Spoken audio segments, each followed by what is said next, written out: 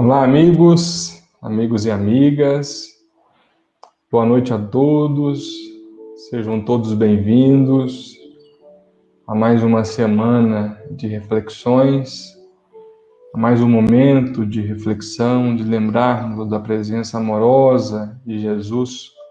Boa noite, Sebastião, Marta, Luiz Aquino, Maria José e todos aqueles que nos acompanham pelo Facebook, do CEP, pelo Facebook da Aliança Municipal Espírita de Ibiá e pelo nosso canal do YouTube. Sejam todos bem-vindos e bem-vindas.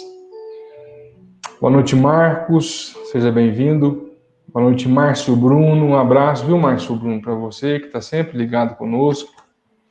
É uma alegria. Consuelo, boa noite, Consuelo, seja bem-vinda. Antes de apresentar a nossa convidada, à noite, porque essa noite é uma noite muito especial, por vários motivos, né, Patrícia? Vamos fazer uma prece? Buscando na prece a sintonia com o alto, a conexão com Cristo e com os seus emissários de amor. Ele que incansavelmente tem acreditado no nosso potencial de ser melhor do que ontem, de que possamos servir à sua causa de amor aqui na Terra. Mestre amado e amigo, que o seu amor alcance nesse momento todos os lares, as famílias que irão receber essa mensagem, que o magnetismo do seu Evangelho permeie o nosso Brasil, todos aqueles que estamos enfrentando nesse momento, essa pandemia, em especial aqueles que estão hospitalizados, aqueles que estão na linha de frente, aqueles que retornaram à pátria espiritual, que o seu amor nesse momento possa impulsionar a cada um de nós, mobilizando-nos à fé, para que sigamos adiante, certo da sua proteção e da sua luz. Abençoe a nossa amiga, querida amiga, irmã Patrícia, que de forma tão generosa se dispôs nessa noite a vir partilhar conosco desse estudo. Recompense o seu esforço pessoal em saúde e muita paz. Nos abençoe, Mestre, hoje, agora e sempre. Boa noite, Rose. Boa noite, Uriel, meu amigo Uriel. Um beijo, viu, meu irmãozinho? Maria José, Silvia, Terezinha, Cida, Vieira, Elvira, Emília, Newton Passos. O Uriel está dizendo que é muito fã da Patrícia. Vou deixar até esse comentário aqui destacado, Uriel, porque, Uriel, hoje é uma noite muito especial. Por muitos motivos, Uriel. Primeiro, porque nós nos reunimos para estudar esse livrinho aqui, ó, que inclusive você esteve conosco a semana passada, estará no próximo mês, né, Uriel? Nós nos reunimos toda segunda-feira para estudar esse livro, nesse quadro que de forma carinhosa chamamos de Jesus entre Amigos, porque nós convidamos um amigo de fora e estamos na expectativa de receber a presença amorosa do Cristo através das suas lições, que foram eternizadas em especial por Chico Xavier nesse livrinho aqui, ó, despretensioso. Dizia para a Patrícia, e disse também para o Uriel a semana passada, esse é um livro de parábolas, as parábolas que não foram contadas pelos evangelistas. Então é uma noite especial por isso, mas também, Uriel, sabe por quê que hoje é uma noite muito especial? porque hoje é aniversário da Patrícia. O aniversário é dela e ela se dispôs a dar o presente para todos nós, participando desse estudo, desse modesto estudo do Centro Espírita Paulo Estevão, do CEP. Eu queria, Patrícia, em nome do CEP e de todos aqueles que nos assistem nesse momento, rogar a Deus proteção pela sua vida, pela sua família, que siga te inspirando, fortalecendo o seu propósito, que você continue semeando luzes. O Cristo conta contigo, eu tenho certeza disso. É uma alegria poder participar com você no dia do seu aniversário. Olha só que disposição. No dia do aniversário dela, ela se dispôs prontamente a participar conosco desse estudo. Então é uma alegria, Patrícia. Receba o nosso abraço virtual. Se é que está na moda, né, o nosso abraço virtual, é uma alegria recebê-la, viu? Muito obrigada. Boa noite a todos, gente. E eu quero dizer que eu estava com intenções quando eu propus isso, né? Quando eu aceitei, porque o presente é meu, de participar desse banquete com vocês. Sempre sou tão bem recebida aqui por vocês do CEP. Então, para mim é uma grande alegria que essa noite seja frutuosa de reflexões, né? E o tema de hoje, que é um tema relacionado à coragem, é especialmente inspirador para os dias que nós vivemos, né? Então, que Deus nos abençoe. Um grande abraço a todos. Que bacana, Patrícia. Só para lembrar os amigos, hoje vamos estudar o capítulo 27. O título é O Dom Esquecido. Se alguém quiser, tiver o livro em casa e quiser acompanhar. Lembrando que esse estudo é um culto, na verdade é um culto do Evangelho no Lar, onde nós nos reunimos e, obviamente, nós colocamos à disposição dos comentários, aqueles que quiserem fazer algum comentário, fazer alguma observação, fazer alguma pergunta, não é? Vamos aproveitar esses momentos, essas pequenas 2 ou 3 horas que vamos passar juntos aqui hoje. Eu vou pedir ainda para os amigos que puderem compartilhar essa live para que mais pessoas tenham acesso às reflexões da noite. Não é isso, Patrícia? Vamos Sim, lá? vamos lá. Então, meus amigos, nós estamos diante de uma história muito interessante e sui generis, né? A história, ela começa com uma palestra que Jesus tem com os seus discípulos em torno de um homem que tinha a graça do merecimento para pedir qualquer dom. Então, acho que primeiro caberia a gente fazer uma breve explicação sobre esta metáfora, que é apresentada aqui na história que Jesus conta, dos dons por merecimento. Em O Livro dos Espíritos, Kardec chegou a perguntar aos bons espíritos qual a origem das faculdades extraordinárias que certos indivíduos, sem o estudo prévio, parecem ter a intuição de certos conhecimentos, como os idiomas, habilidades musicais, o cálculo, na questão 219. E os espíritos respondem a Kardec que isso é fruto da lembrança do passado, que foi um progresso anterior da alma, do qual o espírito agora reencarnado não tem consciência, mas conserva uma lembrança longínqua e com pouco treino consegue aos poucos retornar, né, essa habilidade que lhe é inata.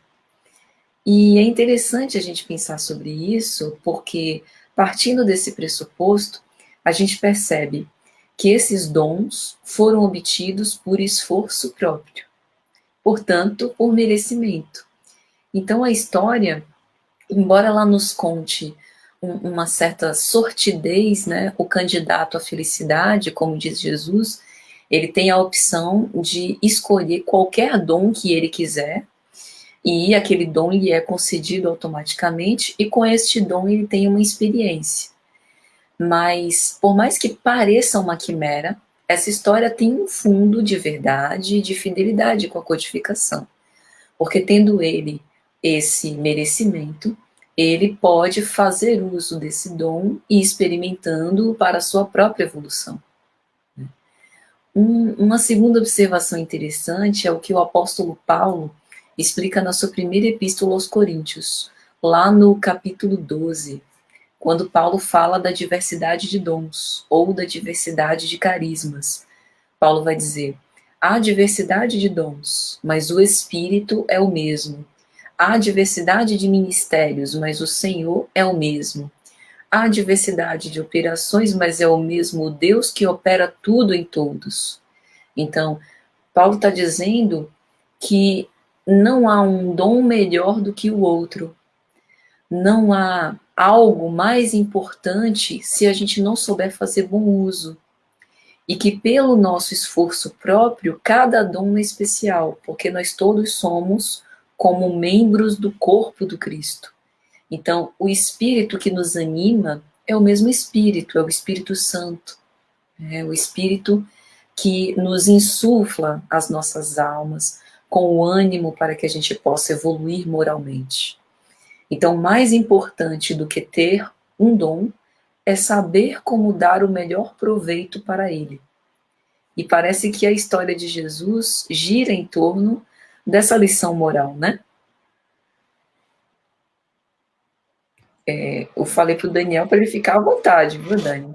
Vou fazer os Eu estou compartilhando aqui nos grupos, mas é isso mesmo. E eu estava pensando aqui hoje à tarde, lendo essa mensagem, né, sobre esses dons que nós mesmos vamos conquistando pelo merecimento. Primeiro que nada cai do céu, né? Nada cai do acaso. Não existe osmose em se tratando de processo evolutivo. Tudo é consequência de uma escolha e, acima de tudo, de um esforço pessoal. Aquilo que conta muito na nossa jornada é o esforço.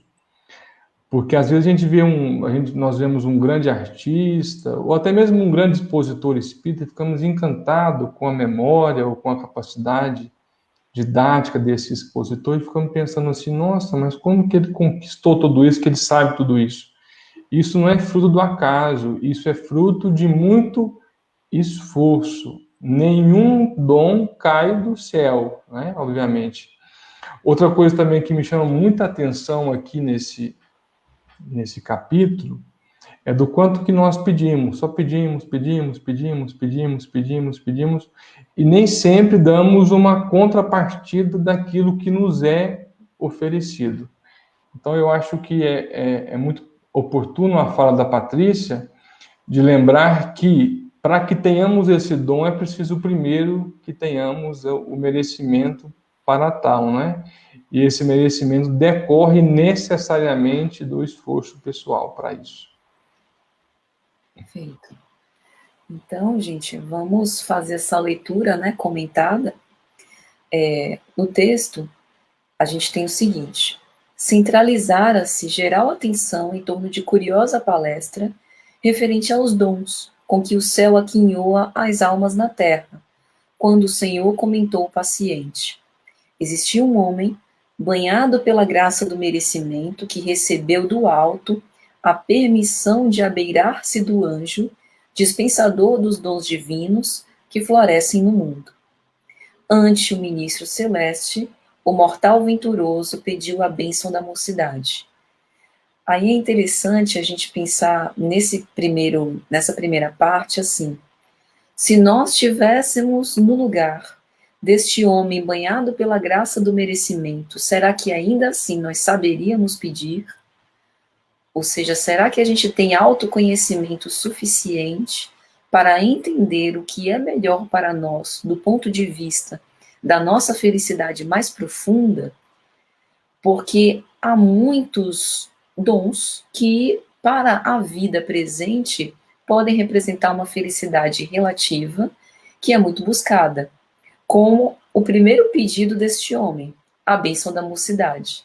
Porque quando se é jovem, se tem energia, em geral se faz muitos planos, muitos sonhos, né? Acha-se que o espírito adolescente. A gente acha que consegue transformar o mundo, né? Só com as nossas palavras, só com a nossa força. E com o tempo, a sabedoria nos mostra que o valor da experiência individual é a base do respeito na convivência.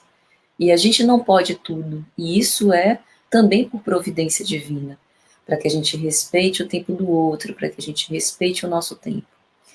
Então, isso de saber o que pedir é um primeiro passo para a autonomia. A gente vê Jesus sempre assenhoreando, né, aqueles que tinham contato com ele dessa autonomia. Ele sempre pedindo para que aquele que estivesse em sofrimento se levantasse e dissesse a ele o que gostaria que ele fizesse, né? Mantendo-se, portanto, nesse movimento de trabalho, né, de cuidar de si, de buscar o que cada um de nós temos. Aí, seguindo no texto, tem-se que ele recebe a concessão, mas em breve reconheceu que a juventude poderia ser força e beleza, mas também era inexperiência e fragilidade espiritual. E já desinteressado, voltou ao doador sublime e solicitou-lhe a riqueza. Isso também é um ensinamento importante. Mesmo que nós tenhamos na nossa posse um dom que tenha sido conquista nossa pelo nosso merecimento, a gente precisa saber que este dom não nos vai dar a felicidade absoluta. Porque a felicidade absoluta não é possível na Terra. Tem uma mensagem pelo Espírito Fênelon, em O Evangelho segundo o Espiritismo, que ele fala isso, quando no capítulo 5 ele fala sobre os tormentos voluntários. O homem está incessantemente à procura da felicidade, que lhe escapa a todo instante, porque a felicidade sem mescla não existe na Terra. Mas não obstante as vicissitudes, ele poderia pelo menos gozar na Terra de uma felicidade relativa, se aproveitasse dos seus dons. Então, para cada dom, há uma reação, há um outro lado que o dom não cobre. E que é interessante porque esse outro lado diz respeito a como a gente age neste dom no contato com o outro. Então, por exemplo, aqui, no caso da bênção da mocidade, para quem possui, representa força e beleza, mas também inexperiência e fragilidade espiritual. Porque no contato com o outro, aquele dom de força e beleza não lhe dá a sabedoria para passar pelas experiências da vida, percebendo a importância que se tem nesse contato com o outro, que a gente está com o outro para poder evoluir. Que aquela juventude, aquela mocidade, ela pode significar um trunfo, uma energia, um ânimo, uma vitalidade, mas não confere, por exemplo, a sabedoria que os anos da experiência nos dão. Nós tivemos uma live aqui com a Ana Tereza. Eu vou sugerir, para quem não assistiu essa live, que assista. O título é O Sentido da Vida. Eu fiz uma pergunta para ela sobre esse momento que nós estamos vivendo, porque o que parece é que nós estamos diante de uma angústia coletiva. Estamos todos angustiados em relação ao presente. Até eu conversava com a Patrícia antes de começar, eu estou ansioso pela vacina. Isso chega a me angustiar, essa espera pela vacina. Muitos de nós estamos ansiosos pela vacina. Outros estão angustiados porque está doente. Outros estão angustiados porque perdeu o emprego. Outros porque teve que fechar uma empresa. Outros porque estão internados, isolados, sozinhos. Outros tantos porque perderam algum ente querido nesse momento de pandemia, né? Então, o que nós vemos é, de fato, uma angústia coletiva. Uma angústia coletiva. E aí eu perguntei para ela como nós poderíamos melhorar o nosso astral. Ela me disse algo que Até fez menção a Joana de Anjos, que a Patrícia estuda tanto, a importância da gratidão, de sermos gratos, de iniciar os nossos dias dando graças por aquilo que temos e não enaltecendo aquilo que não temos. Porque é muito comum nós fazermos isso, né? Nós somos tendenciosos a nos fixarmos naquilo que nos falta. E esquecemos de enaltecer aquilo que temos. Temos um lar, temos uma família, temos amigos, temos filhos, temos pais, no meu caso, graças a Deus, temos um emprego, tem um teto para onde voltar, tem um carro para se locomover, eu tenho particularmente um plano de saúde, né? Olha quantas coisas, em especial, eu peço licença para fazer isso na primeira pessoa, que eu tenho para ser grato a Deus. E na grande maioria das vezes, eu me pego reclamando por aquilo que eu não tenho, ou por aquilo que me fragiliza naquele momento.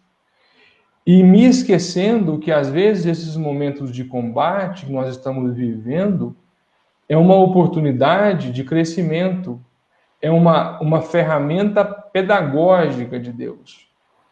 Outro ponto muito importante que o Espiritismo nos ensina é o de encarar a dificuldade como instrumento pedagógico. A dor como instrumento pedagógico e não como um instrumento de punição, punitivo. Por que eu estou dizendo isso? Porque às vezes nós vamos ver aqui esse personagem sempre insatisfeito com aquilo que ele tem. Nunca satisfeito com aquilo que ele tem. Sempre insatisfeito e pensando na outra coisa, no próximo pedido, no próximo ano, né? E aí eu me lembro de Jesus. Não se preocupeis ou não vos inquieteis com o dia de amanhã. O dia de amanhã cuidará de si mesmo. A cada dia basta o seu mal. Às vezes somos tão ansiosos em relação ao futuro que deixamos de aproveitar a oportunidade do presente, que é a oportunidade de crescimento, porque o futuro pode literalmente não chegar. Quantas pessoas estão partindo de forma prematura por esse vírus? Hoje, por exemplo, um grande amigo meu, um querido amigo, recebi uma triste notícia que ele foi entubado ontem, está com vários órgãos paralisados. Eu até queria colocar aqui, pedir a vibração por ele, pela família dele e por todos aqueles que estão enfrentando um momento como esse. Então, por mais que a dificuldade se abata sobre nós, vamos procurar enxergar o lado bom, enaltecer o dom, né? A ferramenta que nós temos.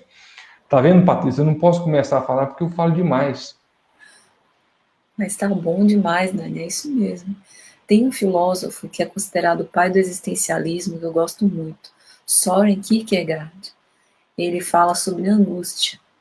E a reflexão que ele faz é que a angústia nos inquieta, nos mobiliza para que a gente busque alguma coisa. Então, no caso desse irmão que a gente está investigando, que poderia escolher todos os dons, ele buscava no dom uma forma de aplacar a sua angústia, como se fosse um vazio que pudesse ser preenchido pelo dom.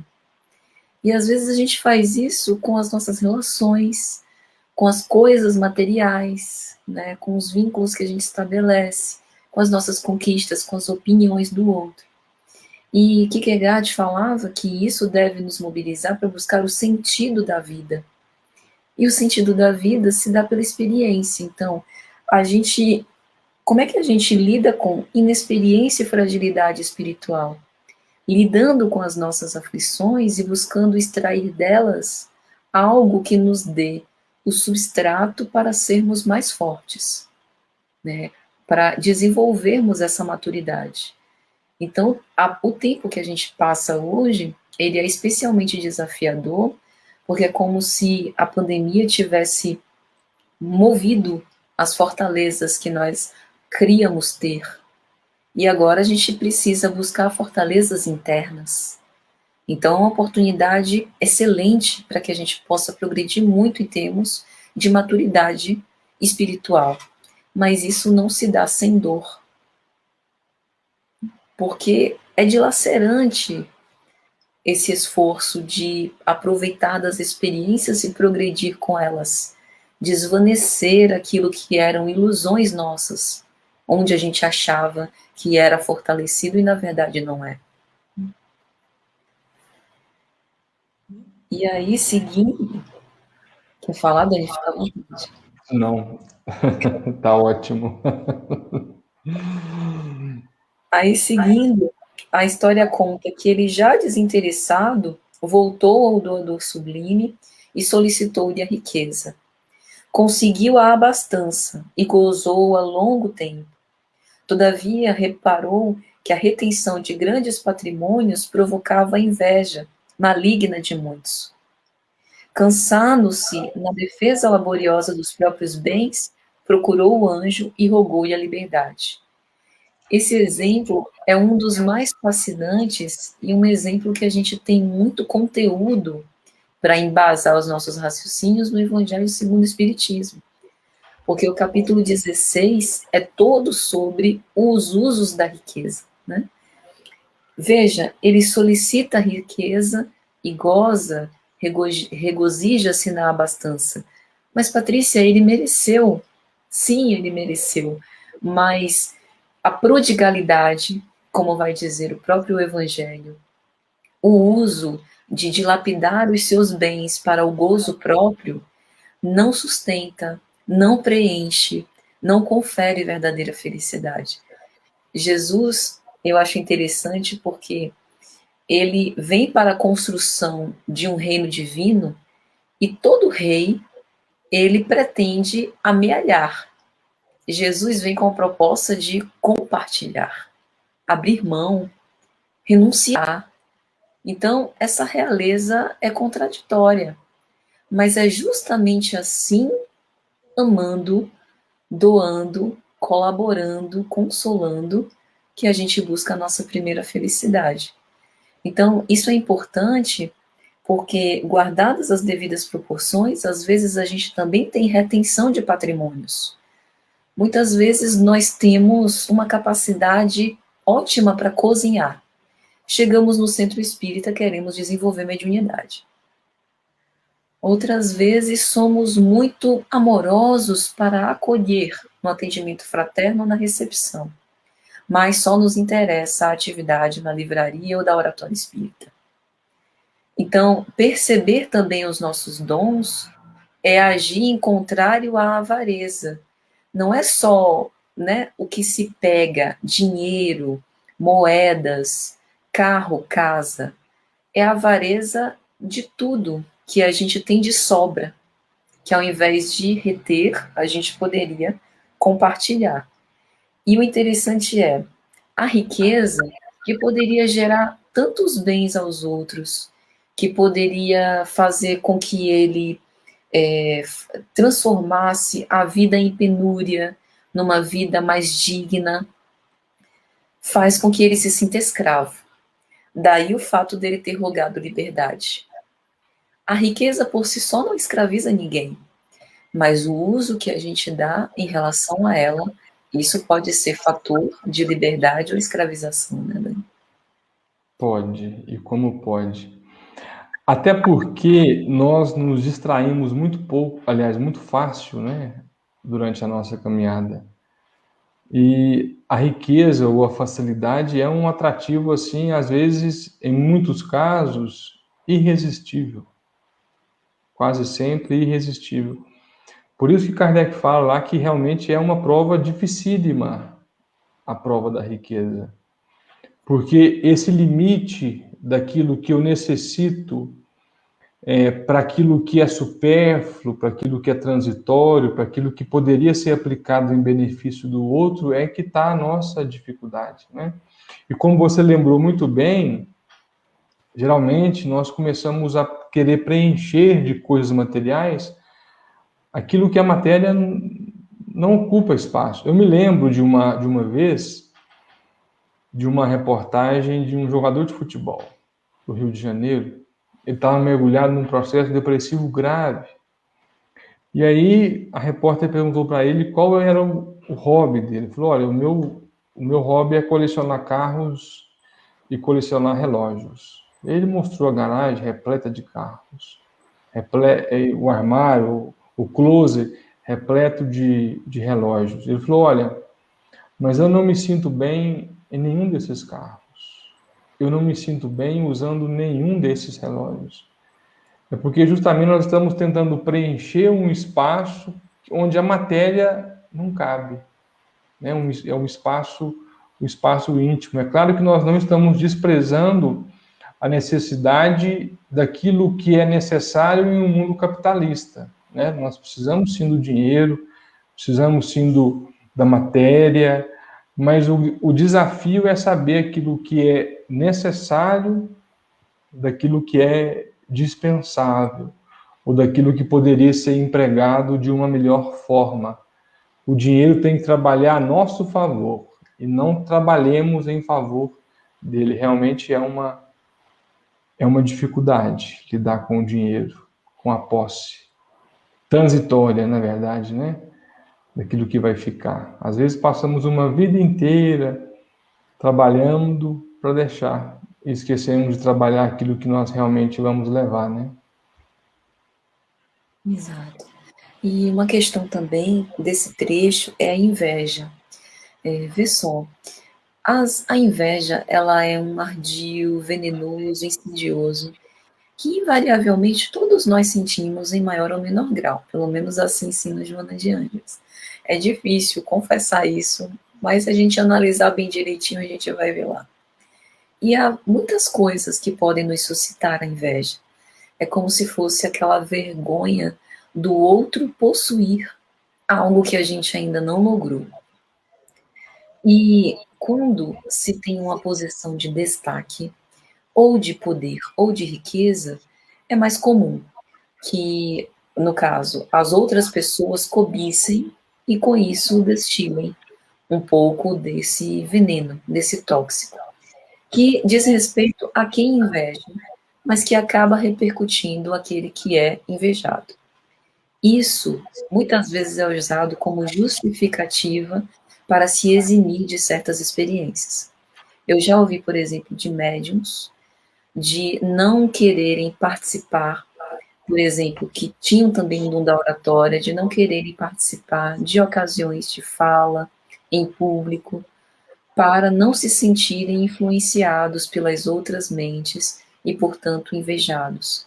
Então, eu acho importante também a gente refletir sobre isso, porque como a gente está vendo que cada dom tem o seu outro lado, da gente parar e pensar, será que o benefício, a experiência que eu posso desenvolver com o exercício desse dom, não pode me fazer pagar o preço do lado indesejável que é portar esse dom?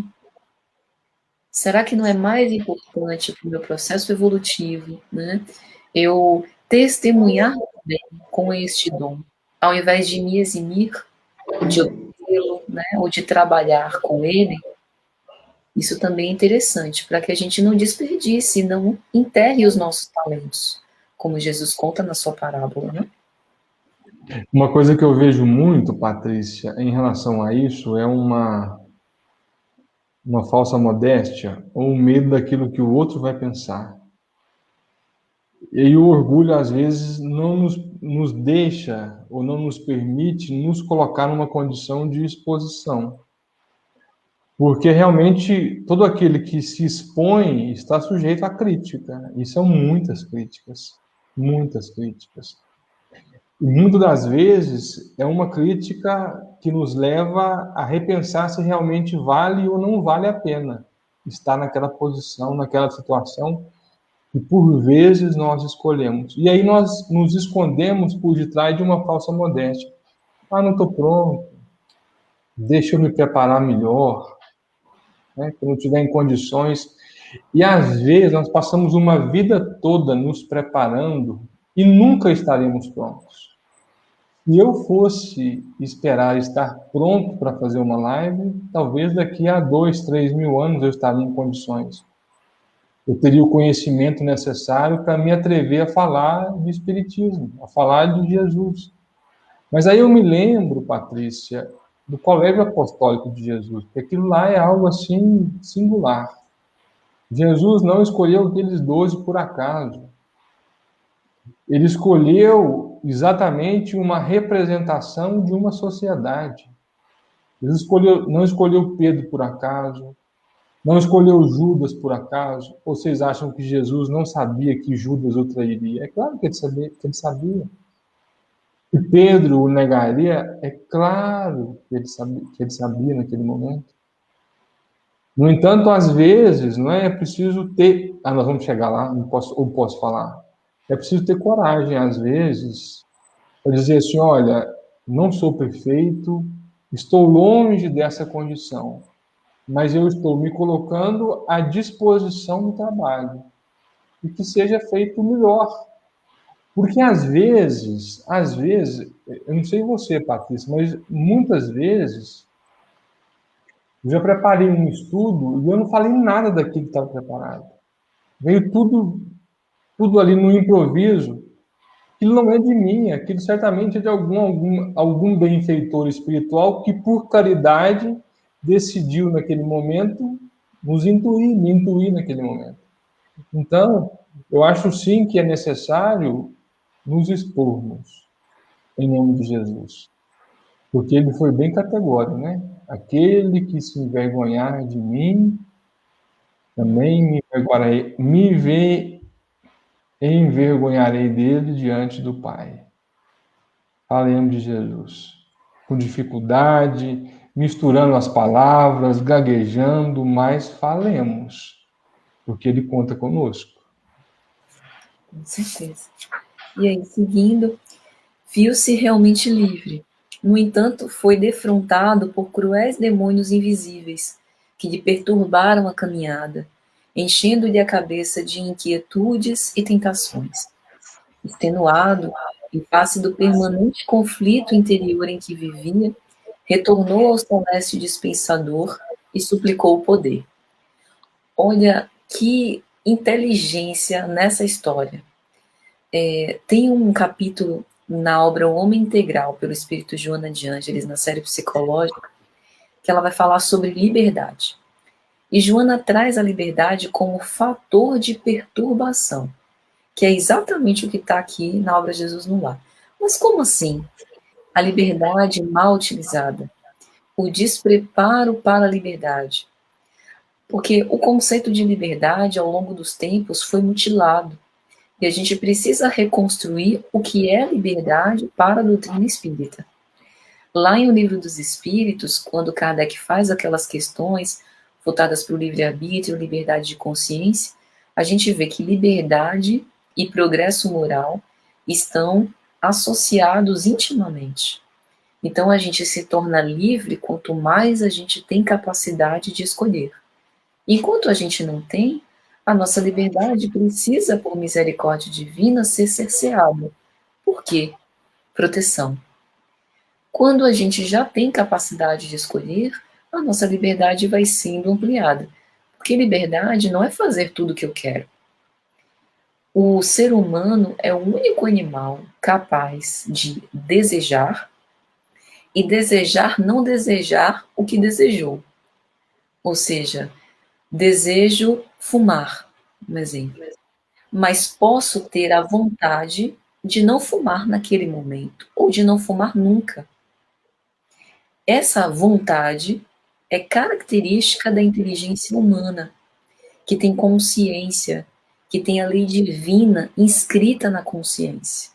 Leon Denis fala da vontade como a maior de todas as potências. Então, liberdade, essa autonomia conferida pela liberdade, ela só é possível quando a gente adiciona a ela responsabilidade. E para essa responsabilidade, a gente precisa dar conta do preço da liberdade. Então, aqui no caso, a gente tem um caso muito célebre. Em virtude da liberdade, ele acabou se expondo a riscos que ele não estava preparado. As insinuações, os assédios, né? Aquelas ideias que muitas vezes nos povoam, que ficam encontrando brechas, procurando brechas na nossa casa mental, para nos insuflar certas emoções dolorosas, que tem ligação com os nossos espinhos na carne, para nos deixar atormentados. Hoje a gente vive muito isso. Marasmo, desânimo, um abatimento, uma melancolia inexplicável que vem do nada. Se a gente for agasalhando essas associações, isso passa a ser integrado ao nosso psiquismo. Então a gente tem que ter muito cuidado. Aí vê o pensamento do candidato à felicidade. Ele pede a liberdade e ele se vê numa condição de vítima e agora ele suplica o poder para ter condição de dirigir melhor as influências que ele tem. Este poder a gente também possui, mas muitas vezes nós não fazemos bom uso. Os espíritos são categóricos ao responder a Kardec que muitas vezes nós somos presos de teias obsessivas, de influências pertinazes, porque a gente não tem vontade firme o suficiente para debelar isso. Tudo é possível àquele que quer. Então, dentro desse ponto de vista, a gente só vai conseguir mesmo fazer bom uso da liberdade se a gente refletir sobre a responsabilidade que ela requer de nós, né? Eu me lembrei aqui da sua brilhante colocação sobre a liberdade, da dificuldade que nós encontramos aqui em casa com os pequenos, porque eles começam a crescer e querer escolher as coisas, né? Eu não quero isso, quero aquilo, não quero isso, e às vezes ele não pode escolher aquilo. Por exemplo, vou dar um exemplo banal. Tá no frio e a criança quer dormir de short. Isso acontece muito aqui em casa, viu, gente? Para quem é pai sabe o que eu estou dizendo. A Patrícia ainda vai enfrentar isso em algum momento ainda. Eu quero dormir de short, mas não pode, porque você dorme descoberto, isso pode te causar um resfriado. E aí minha esposa conversando com uma terapeuta, ela disse assim, olha, você vai sempre dar aos seus filhos duas opções. Vai escolher duas opções para que ele escolha dentre essas duas opções que lhe foram dadas. Então, com o seu pensamento, Patrícia, eu imagino que também seja assim a misericórdia de Deus agindo para cada um de nós. Diante das escolhas, das nossas provas, dos nossos desafios, nós escolhemos daquilo que foi escolhido para cada um de nós, para que nós não nos perdamos diante das nossas escolhas, porque nós somos, né, e seremos eternamente prisioneiros daquilo que nós escolhemos, né? É o preço da nossa liberdade. E uma coisa que fica muito clara, é que nós ainda não estamos prontos para gozar de uma liberdade absoluta. Aqui em Biá, hoje, eu vi um vídeo, Patrícia, de uma cidade do Quinca Veloso, Monte Carmelo. O prefeito suplicando a população para que mantenha as medidas de isolamento social, para que use máscara, para que não se aglomere em casa, para que pense no outro. Porque em Monte Carmelo não tem mais nenhuma UTI disponível, nenhum respirador disponível. Ele dizendo que os casos de Covid estão evoluindo muito rápido. Os quadros de leve para grave estão evoluindo de forma muito rápida. Ele não sabe dizer ainda por que disso, mas é aquilo também que eu tenho percebido.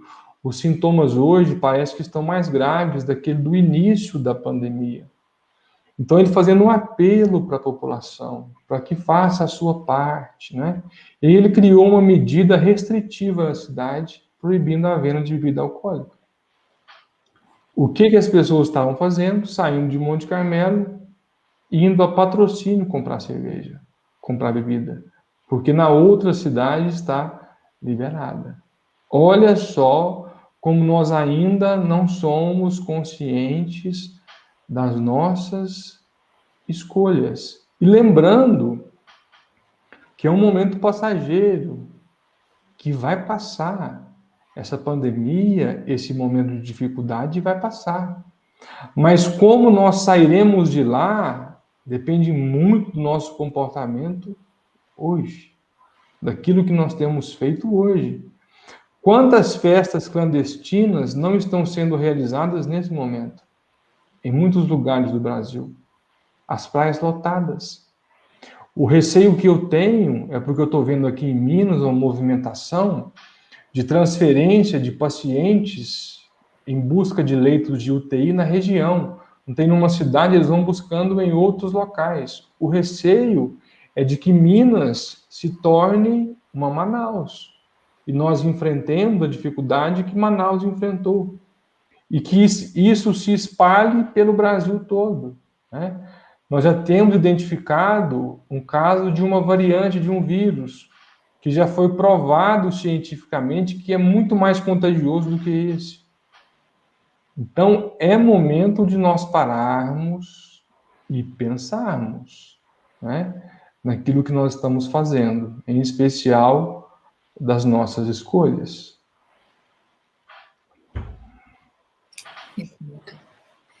E aí, seguindo, gente, ele entrou na posse da nova dádiva, agora com o poder, revestiu-se de grande autoridade. Entendeu, porém, mais cedo do que esperava, que o mando gera ódio e revolta nos corações preguiçosos e incompreensíveis. E atormentado pelos estiletes ocultos da indisciplina e da discórdia, dirigiu-se ao benfeitor e implorou-lhe a inteligência. Essa parte da dádiva do poder também é muito interessante, porque a autoridade, em geral, a gente pensa que basta, é como se fosse um cetro nas nossas mãos, né? Um condão em que a gente pode fazer o que quiser agora que é dotado daquela autoridade. Mas a gente esquece que esse poder investido muitas vezes pressupõe a representação de interesses públicos, que a gente vai precisar conciliar conflitos naqueles que são, entre aspas, os nossos inferiores. E aí a gente pode pensar em autoridade em diversos níveis.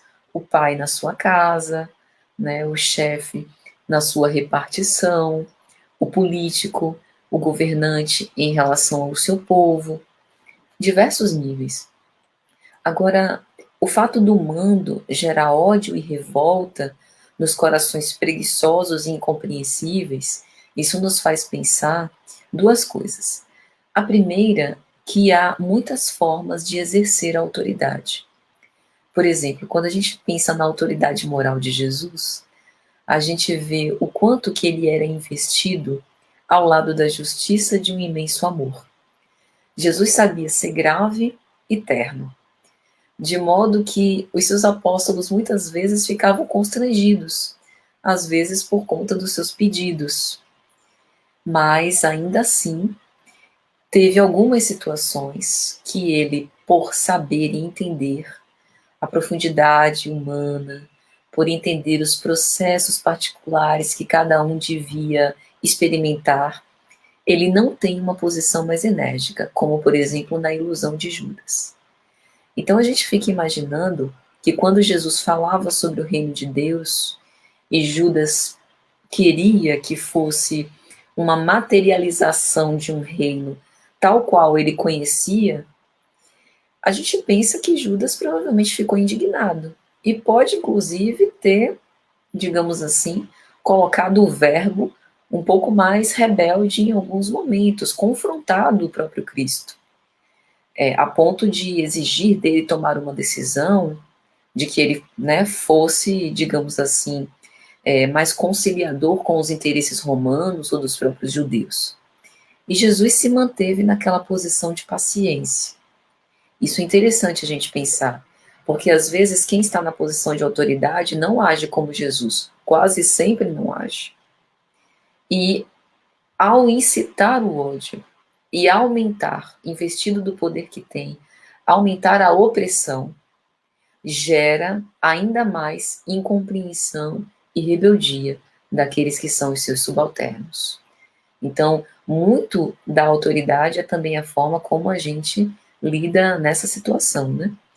E uma outra coisa é assim, Jesus, não obstante todo o seu amor e carinho por todas as criaturas humanas, ele não deixou de advertir quando assim se fazia necessário.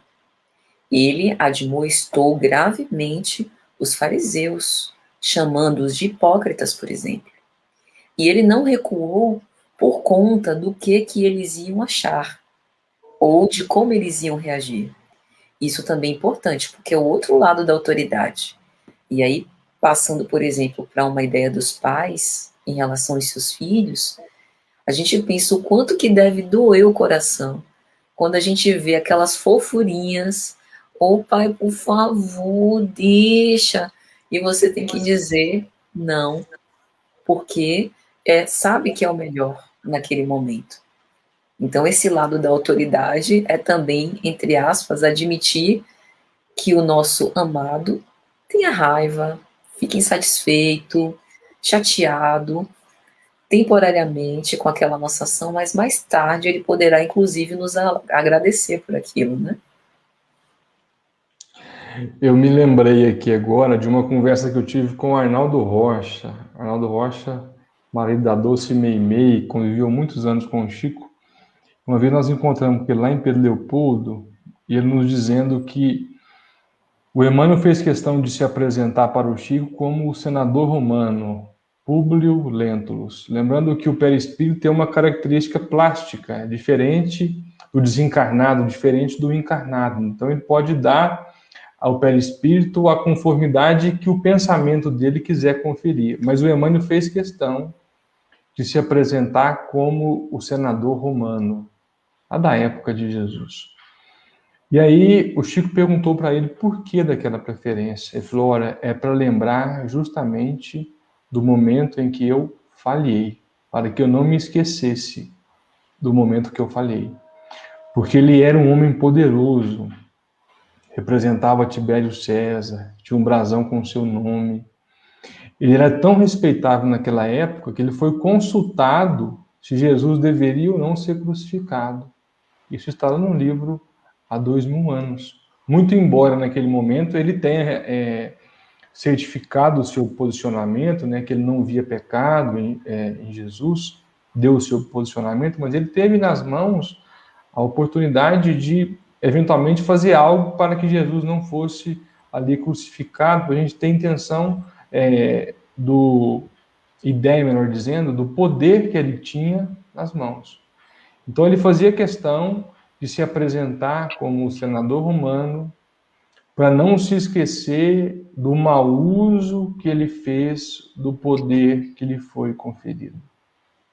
E ele confidencia ao Chico mais tarde que a encarnação que ele mais aprendeu foi justamente naquela do padre Damiano, lá em Ávila, na Espanha, quando ele ministrava ali os ensinos evangélicos para a Assembleia de Alcione, da sua mãe, naquela Assembleia doméstica, né? Justamente no anonimato e longe do poder, foi quando de fato ele progrediu mais. Então, realmente, o poder é algo que merece, sim, severas observações, né? Para que não nos percamos diante do assédio que ele promove na nossa caminhada. Isso mesmo. Aí, seguindo, todavia, na condição de cientista e homem de letras, perdeu o resto de paz que desfrutava. Compreendeu depressa que não lhe era possível semear a realidade de acordo com seus desejos. Para não ser vítima da reação destruidora dos próprios beneficiados, era compelido a colocar um grão de verdade entre 1000 flores de fantasia passageira, e longe de acomodar-se à situação, tornou-o à presença do anjo e pediu-lhe o matrimônio feliz. Essa parte da inteligência também é importante. Eu me lembrei de uma das existências de Joana de Ângeles como Sor Juana Inês de la Cruz, em que ela, presa num monastério, recebia fortes pressões de alguns sacerdotes que a impediam de ler algumas obras. E essa foi a experiência quando ela, celibatária, numa vida de castidade, recolhida, mas estudou. E aí, quando a gente vê a erudição de Joana, às vezes minha mãe até diz: meu Deus, mas não dá para substituir por uma palavra mais facinha, não. Mas a língua portuguesa é rica, e o termo que ela emprega tem um significado preciso para o que ela quer dizer.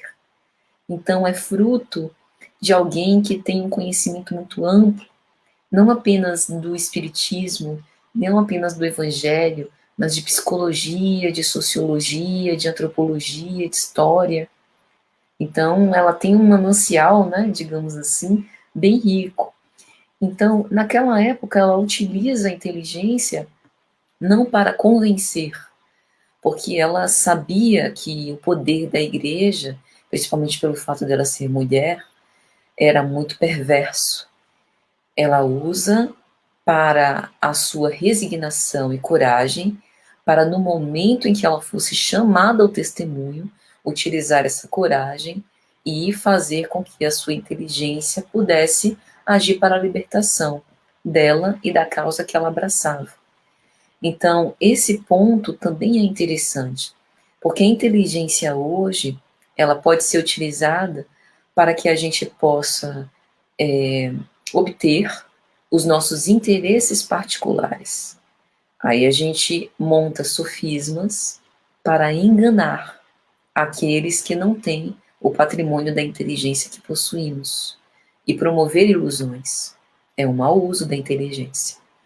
Com o Cristo, ao contrário, utilizava da sua inteligência para simplificar ensinamentos, em termos simples, para que aquelas pessoas pudessem entender mensagens sublimes que ele vinha repartir. E nessa parte é interessante porque a gente vê também um conteúdo de medo nesse candidato, para não ser vítima da reação destruidora dos próprios beneficiados. Então ele não está exatamente mal intencionado, mas ele parece que, movido pelo medo, gostaria de se proteger e acaba utilizando apenas um grão de verdade, entre outras ilusões, para apresentar aquela inteligência de uma forma mais palatável. A gente não vê Jesus fazendo isso. Ele dosa a verdade, mas ele sempre a apresenta com diamantina clareza, a ponto de assustar os seus discípulos. Ele já tinha dito para os seus discípulos do seu grave testemunho, do quanto ele sofreria e do quanto eles seriam chamados após ele a continuarem firmes para progredir na tarefa. João, em algumas passagens, fica triste pensando na época em que eles não teriam mais o Cristo ao seu lado. Então, para utilizar bem a inteligência, realmente a gente precisa vencer algo do nosso medo. Medo de ser reconhecido, medo de ser aplaudido. Porque num planeta de provas e expiações, infelizmente, quando a gente disser certas verdades, nós não estaremos nos trend topics e não teremos milhões de seguidores. Infelizmente, as ideias ainda mais ovacionadas, os vídeos com maior número de visualizações no YouTube, nem sempre têm conteúdo edificante que visam libertar as consciências, mas aprisioná-las. Então, o detentor de inteligência, em qualquer nível, não apenas inteligência cognitiva, mas inteligência emocional, que é dado pelas experiências, ele precisa estar preparado para vencer esse entrave, de que ele não será aplaudido pelas massas e será muito incompreendido, né, Dani? Só queria fazer uma pequena observação aqui. Realmente é notável que ele não soube usar a inteligência. Porque quem sabe usar a inteligência sabe que não existe matrimônio feliz. Ou é o matrimônio ou a felicidade. São duas coisas que não ocupam o mesmo lugar no espaço. Eu acho essa observação muito importante, viu, Patrícia? Era só essa que eu gostaria de fazer. Misericórdia. Mas é brincadeira, viu, gente? Daniel tá brincando. Eu tô brincando. Então, satisfeito em seu novo desígnio, casado, feliz, reconfortou-se em milagroso ninho doméstico, estabelecendo graciosa família, mas um dia apareceu a morte e roubou-lhe a companheira. Angustiado pela viuvez, procurou o ministro do Eterno e, afirmando que se equivocara mais uma vez, suplicou-lhe a graça da saúde. Essa história do matrimônio feliz na verdade, do destino da companheira pela morte, me fez lembrar o caso de Cipriana. Se eu não me engano, está na obra No Mundo Maior, pelo Espírito André Luiz, né, Dani? Corrija aí se eu estiver errado. Capítulo 5, eu acho, sobre um amparo do amor, uma coisa assim. Que a história, bom, chegava um momento na obra que o instrutor espiritual dizia a André Luiz, André, nesse caso aqui de obsessão pertinaz, em que a gente tem dois espíritos, né, duas almas, com uma relação muito conflituosa, a inteligência não funciona e as nossas palavras serão infrutíferas. Aqui a gente precisa de alguém que ama muito. Então vamos chamar a irmã Cipriana. E ela chega, né? E André Luiz conta que ela sempre envolvida por uma claridade luminescente, irradiando aquela bondade. Quando ela se aproxima de um dos sofredores, inclusive ele acredita se tratar da própria Mãe Maria Santíssima, e ela conta a um deles, mais resistente, mais hermético, a história da vida dela. Ela diz que numa existência terrena, talvez aquela que ela mais evoluiu, ela foi casada, teve filhos, vivia um matrimônio feliz, quando foi acometida por lepra e viu a sua família desmoronar. Os seus filhos saíram de casa e tiveram outros destinos, e o seu marido a abandonou. E ela morreu em dolorosas circunstâncias, não obstante abandonada, mas muito pobre, miserável, né, dependente da caridade alheia. E ao contrário dela se magoar, se ressentir, odiar aqueles que um dia estiveram ao lado dela quando tudo sorria, ela se resignou e lembrou da história de Jó. Deus me deu, Deus me tirou, louvado seja o nosso Senhor. Então, a gente vê que isso dela amar demais, esse dom, essa competência, né, essa virtude que ela desenvolveu, foi também de alguém que passou pelo fundo do poço em termos de sofrimento humano. E soube, naquele momento, quando ela não tinha nada, nenhum arrimo, nenhuma perspectiva, agarrar-se ao amor e não ao outro. Então é importante a gente perceber isso, porque muitos casos, como o desse candidato, de experiência da viuvez, de morte precoce de filhos, às vezes arruína a nossa existência. Quantas mães e pais enlutados que perderam seus filhos por acidentes, por suicídio, diversos motivos, perdem o vício da vida, né? Parecem não ter mais a razão de viver, porque aquele filho permanece sempre presente na história daqueles corações. Então, reerguer-se nessas condições é especialmente desafiador. Agora falando sério, falando sério sobre o matrimônio, Jesus não começou os seus 3 últimos anos em uma boda por acaso, na boda de Caná, o casamento de um amigo, naquela belíssima passagem da multiplicação da água em vinho. Jesus deixa ali uma lição valiosa para todos nós. A água, para os hebreus, representa a matéria. E o álcool representa o espírito, a volatilidade, a sutileza do espírito.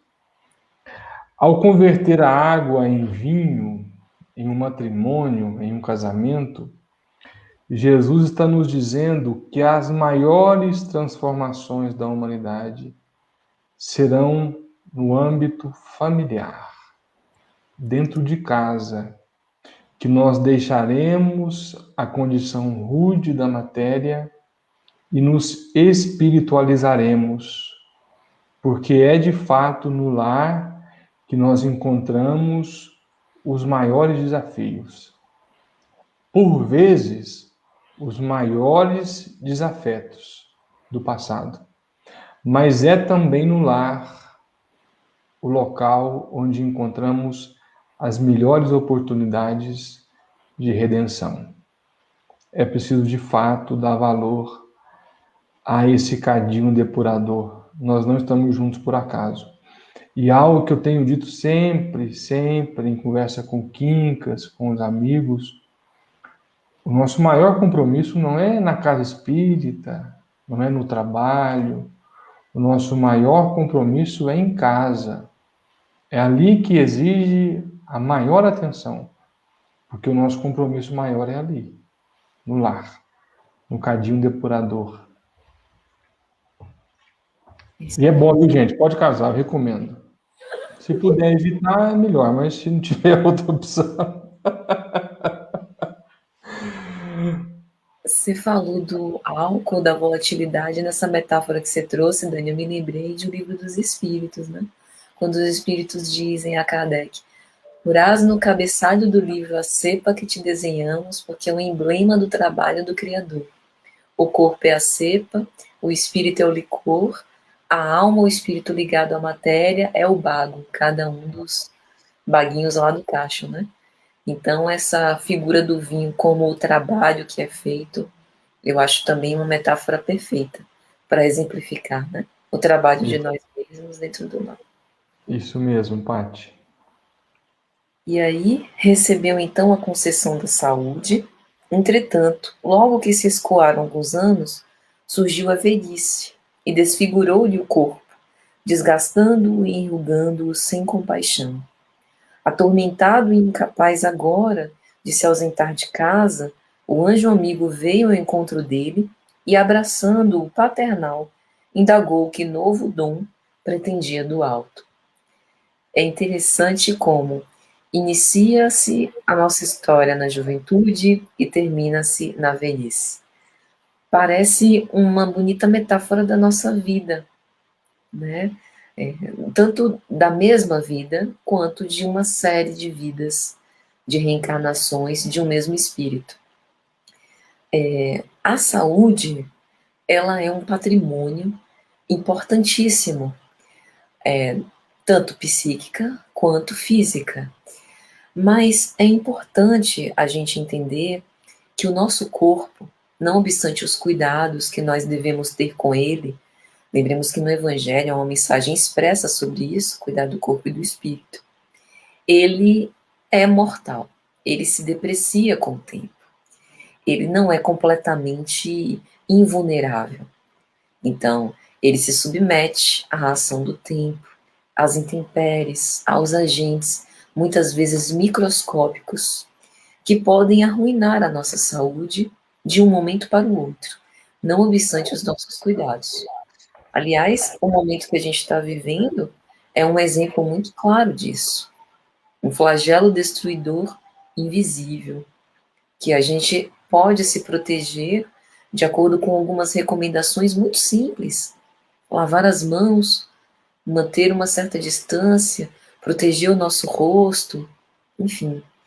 Mas o fato é que, não obstante, e são fundamentais esses cuidados com o nosso corpo, a sucessão do tempo vai nos gerar a decrepitude desse organismo físico.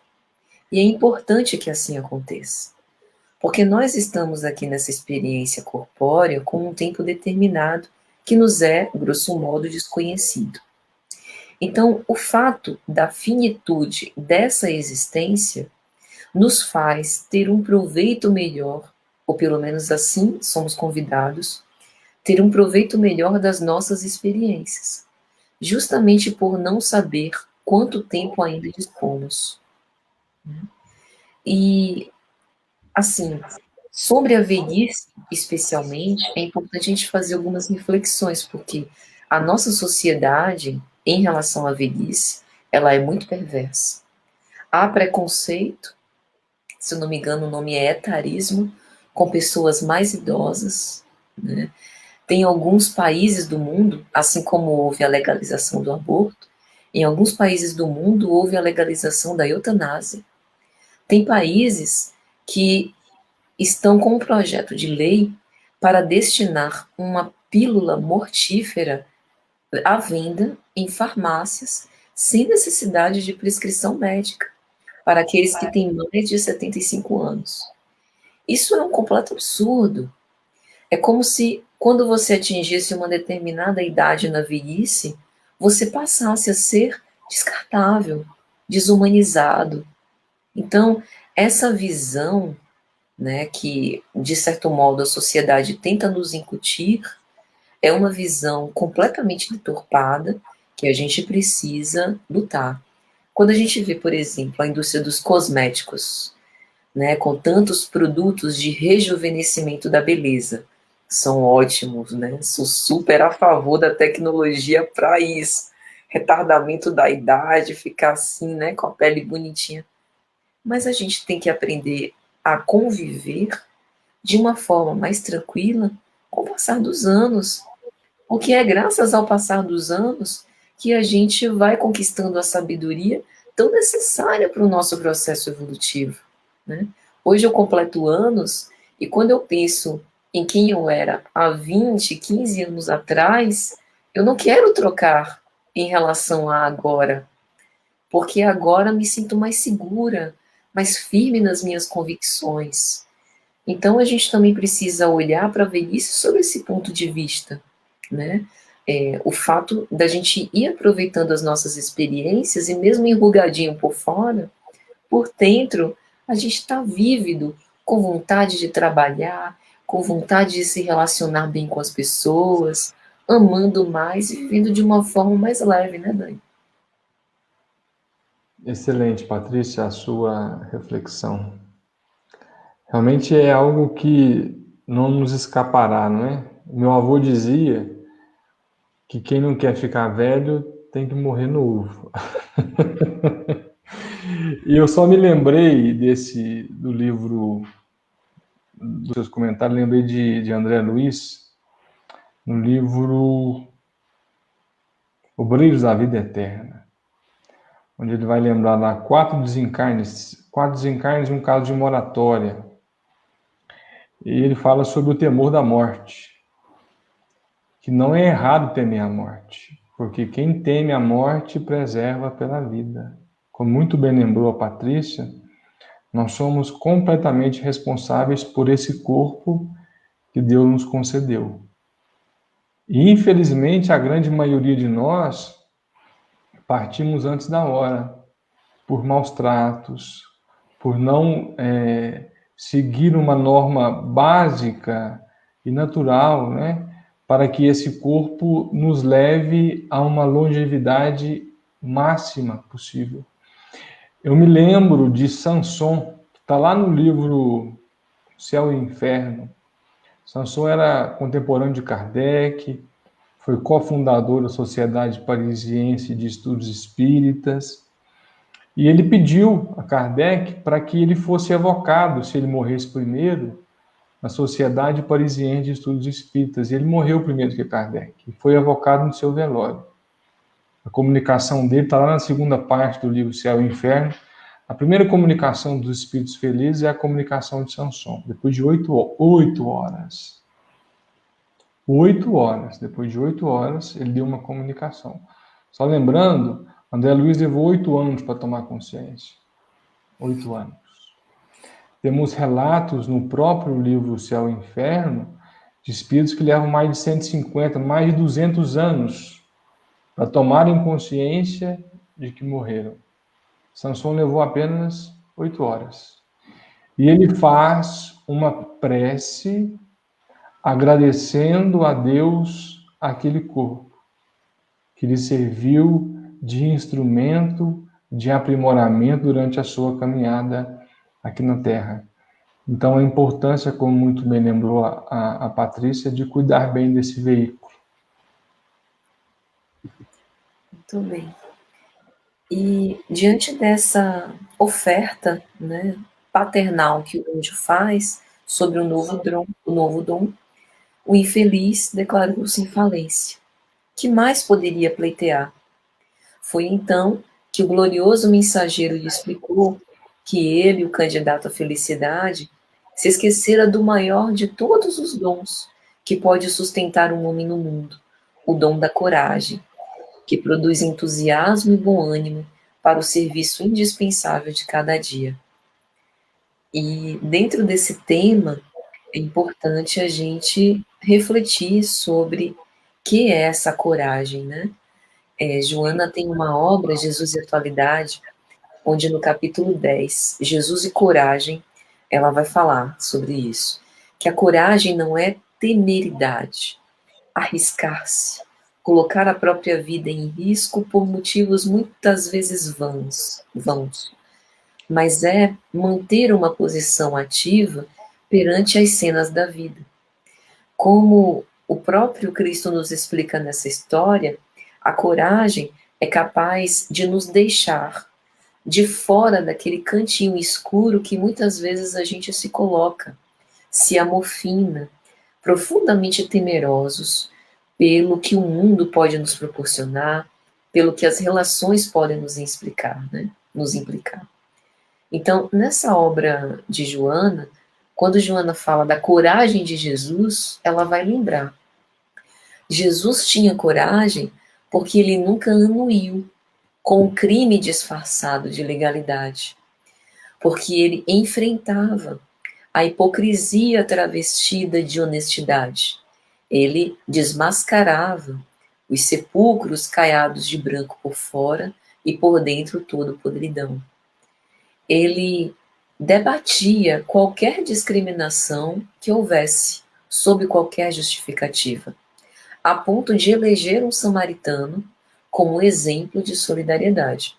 Numa época que a gente sabe que os judeus, né, e os samaritanos tinham uma certa intransigência, não conviviam, eram inimigos declarados.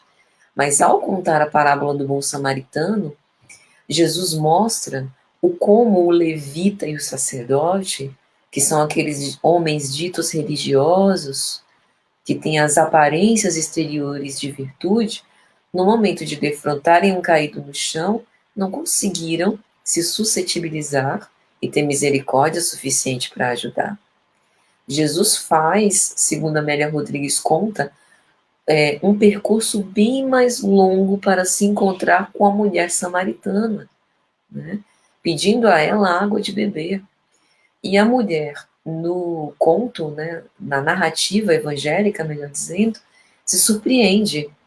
Tu, sendo judeu, se referindo a mim, que sou samaritana? Então Jesus tinha coragem de quebrar paradigmas. Mas não é simplesmente aquela coisa de chocar para aparecer, para causar, como a gente diz hoje na nossa sociedade. É para fazer com que os espíritos imortais repensassem a sua conduta. Jesus apoia a mulher flagrada em adultério, não conivindo com o que ela fez, mas sendo o único dentre aqueles homens ditos homens de bem a estender-lhe a mão, porque ela já estava condenada pelo seu ato, pelo menos na sua própria consciência. O que lhe restaria? O apedrejamento? Então ele estende a mão, dando a ela uma oportunidade de renovação interior. Oportunidade, aliás, que qualquer um de nós, em erro, também gostaríamos de ter. Ele escolhe uma dita equivocada, que os apóstolos tinham preconceito, como Maria Madalena, para ser a repórter da sua ressurreição. Tem uma palestra de Givaldo que ele vai explicar. Madalena permaneceu madrugada dentro, velando, preocupada, né, com o que ia acontecer após a morte do Cristo. E por isso ela vai, na calada da noite, lá na região próxima do sepulcro e vê a pedra afastada. Então, essa dedicação, né, que não é apenas uma curiosidade vulgar, mas sabe aquela dedicação de uma mãe, de um pai, que quer velar ao lado do filho que está enfermo, que não arreda o pé enquanto não tiver certeza que está tudo bem com ele? Essa dedicação foi dignificada, por assim dizer, por Jesus. Jesus não tinha muito aquela coisa de não me misturo com qualquer um. Ele se dava com todo mundo, conviveu com quem era considerada prostituta, sem receio de se contaminar, conviveu com os publicanos, que também eram odiados pelos judeus, não negociou favores, sempre estoico, mantendo essa fidelidade a Deus. Então, essa é a coragem. Não é a coragem imprudente. Não é a coragem de se evadir dos seus deveres para salvar o mundo, mas é a coragem de ir salvando o mundo, exercendo bem os próprios deveres. A coragem que espera, que confia, mas que também age. Né, Dani? Que feliz lembrança de Maria de Madalena. Não por acaso Jesus aparece primeiro para ela, como a recompensar a sua coragem, mas a coragem íntima daquela mulher. Eu, olhando para essa passagem hoje, Patrícia, eu me lembrei muito do livro Renúncia, a coragem daquela mulher de Alcione. E nós temos uma conversa lá entre Padre Damiano e a sua mãe Madalena, que é um momento que muito me marca naquele livro, porque essa passagem aqui me lembra muito as nossas orações, porque muitas vezes nas nossas orações nós não passamos de simples pedintes. Só pedimos, pedimos, pedimos, pedimos, pedimos, pedimos. E aí o Padre Damiano vai dizer a Margarida, a mãe de Alcione, que as nossas orações como súplica deveriam se circunscrever a um simples Pai Nosso. Porque a maior oração que nós podemos fazer ao Pai é a coragem da transformação pessoal. Essa sim é uma oração agradável a Deus. E olhando para esse personagem, né, para essa personagem, que poderia ser qualquer um de nós, menos a Patrícia, claro, fica claro como nós ainda não sabemos o que pedir, não sabemos o que buscamos. Durante muitos momentos eu fico me perguntando ou me colocando no lugar daquelas personagens que foram perguntadas por Jesus. Como, por exemplo, o cego Bartimeu, o que queres que eu te faça? O que eu, naquele momento, pediria para Jesus? É o exemplo dessa passagem aqui, do pedinte. E aí o pedinte pede riqueza, pede mocidade, pede liberdade, pede poder, pede inteligência, pede um matrimônio infeliz, pede saúde. Ou seja, ele possivelmente pediu tudo aquilo que nós pediríamos, mas viu que nada disso era suficiente para ele.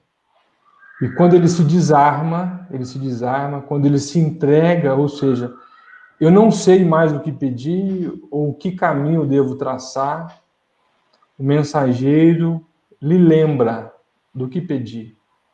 Lembra da criancinha que não sabe o que vestir? Eu quero vestir isso, eu quero vestir aquilo. E a mãe fala assim, escolha entre esses dois, ou esse, ou esse.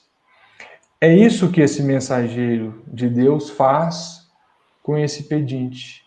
Peça coragem, meu filho, porque só isso te basta. Então, nas nossas preces, supliquemos a Deus coragem. Coragem para vencer a nós mesmos, as nossas dificuldades. Como disse tão bem Padre Damiano, E não é pouca coisa. Não é pouca coisa. Não é pouca coisa, né, Patrícia? E aí Jesus, nesse momento, interrompe por alguns minutos e depois, sorrindo ante a pequena assembleia, arrematou. Formosa é a mocidade, agradável é a fortuna, admirável é a liberdade, brilhante é o poder, respeitável é a inteligência, santo é o casamento venturoso, bendita é a saúde da carne. Mas se o homem não possui coragem para sobrepor-se aos bens e males da vida humana, a fim de aprender a consolidar-se no caminho para Deus, de pouca utilidade são os dons temporários na experiência transitória. E aí ele lembra, tomando ao colo um dos meninos presentes, indicou-lhe o firmamento estrelado, como a dizer que somente no alto a felicidade perene das criaturas encontraria a verdadeira pátria. Isso da gente pensar na coragem, para que a gente se sobreponha aos bens e males da vida humana, implica em proveito da experiência. Então, a coragem é o trunfo que nós temos para, diante daqueles momentos felizes, de contentamento, de realização, a gente perceber, como na história de Chico e a mensagem de Maria Santíssima, que aquilo passa. Que esses momentos de ventura são momentos preciosos da nossa história, até para que a gente se lembre deles, para nos dar aquele ânimo necessário nos embates. E que eles também são de nosso merecimento, mas eles vão passar.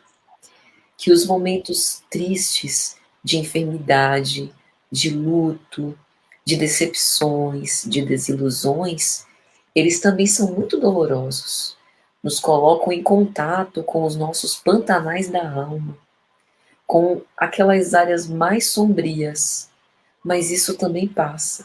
E passar por esses momentos tanto nos faz dar valor aos momentos de felicidade e desejá-los, né, ardorosamente, como nos faz nos conhecer melhor. E esse conhecimento de nós mesmos é o que vai suportar a coragem para sermos melhores do que já conseguimos conquistar. Então, em geral, a espécie humana ela tem uma certa tendência, né, de se manter naquele complexo de culpa, como você falou no início, Daniel, da gratidão, de não reconhecer todas as qualidades, né, as virtudes que já possui, mas sim aquilo que lhe falta. Então é importante também a coragem para que a gente possa inverter esse olhar e passar a observar a vida com mais ânimo. Algo que hoje, por exemplo, a gente não pode não dispor. O que mais a gente precisa hoje é de coragem. Por quê? Porque, na verdade, a gente não sabe quando a pandemia vai acabar. A gente não sabe quando a gente vai se vacinar. A gente não sabe quando os nossos filhos vão voltar para a escola, quando a nossa vida, entre aspas, vai voltar ao normal, se é que um dia ela irá voltar. Mas o que a gente tem é a percepção com a experiência desse isolamento do quanto que o centro está no nosso coração. Porque se ele não estava, ele passou a estar. Se a gente achava que o culto era no local onde o centro físico se encontra, a gente conseguiu repensar isso um pouco nessa pandemia. Porque a gente continua aflito e em busca de consolação. E se a gente não trouxe um pouco do centro para dentro do nosso coração, a gente está muito perdido. Quem ainda não fez esse movimento, a hora é agora. Né? E, assim, ver a situação com bom ânimo. Porque mesmo que a situação não volte para os padrões de normalidade que eu espero, que eu acho que serão imprescindíveis para que eu tenha uma vida dita feliz, Será que as minhas exigências não podem ser repensadas? Será que a minha vida já não é feliz? E eu é que não vejo a minha vida sob este aspecto, exigindo sempre mais, sem me apropriar daquilo que eu já tenho?